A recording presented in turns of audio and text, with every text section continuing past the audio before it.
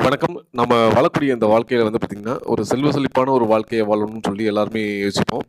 அதுக்கு முக்கியமா இருக்கக்கூடிய இந்த 4 சிம்பிள் தான் உங்களுக்கு வாழ்க்கையில செல்வ செழிப்ப நிறைவான வகையில குடுக்கக்கூடிய தன்மையில இருக்கும்.